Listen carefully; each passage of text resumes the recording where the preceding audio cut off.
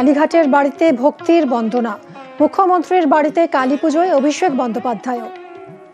প্রতি বছর এই দিন নিজের হাতে ভোগ রাঁধেন তিনি। সন্ধ্যে থেকেই ব্যস্ত থাকেন পুজোর আয়োজনে, নিজের হাতে সব কাজ করেন পুজোর।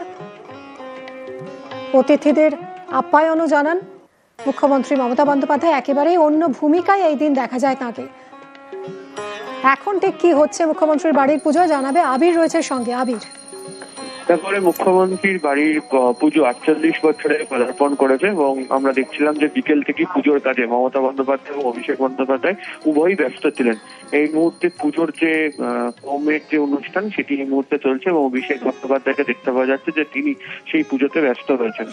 পাশে মমতা বন্দ্যোপাধ্যায় তিনি রয়েছেন এবং তাকেও পুজোর বিভিন্ন কাজে সাহায্য করতে দেখতে পাওয়া যাচ্ছে। একাধিক প্রশাসনিক আধিকারিক, সমাজের বিভিন্ন ক্ষেত্রের বিভিন্ন মানুষজন, এছাড়া শিল্পপতিদের অনেকেই পুজোতে হাজির হয়েছেন। তাদের প্রত্যেকের সঙ্গেও আমরা দেখেছি যে মমতা বন্দ্যোপাধ্যায় এবং অভিষেক বন্দ্যোপাধ্যায় তারা বিভিন্ন সময় কথাবার্তা বলেছেন। অতিথি আপ্যায়নের দায়িত্ব তারা নিজে নিয়েছেন। প্রত্যেক বছরই পুজোকে কেন্দ্র করে এখানে দেখতে পাওয়া যায় যে প্রচুর মানুষজন আছেন। এবছরও অন্যথা হয়নি। এছাড়া সাধারণ মানুষজনেরও এদিনকে বাড়িতে প্রবেশের অধিকার থাকে এবং তারাও ইতিমধ্যে এসেছেন এবং তারাও এখানে দর্শন করতে পারছেন। ফলে সব মিলিয়ে পুজোকে ঘিরে প্রত্যেক বছর যে ধরনের উন্মাদনা থাকে এবছরও তাই। এই মুহূর্তে পুজোর যে অঞ্জলি, সেই অঞ্জলির অনুষ্ঠান হবে এবং তারপরে এই পুজো আজকের মধ্যে এখানে সমাপ্ত হবে। ধন্যবাদ আবির।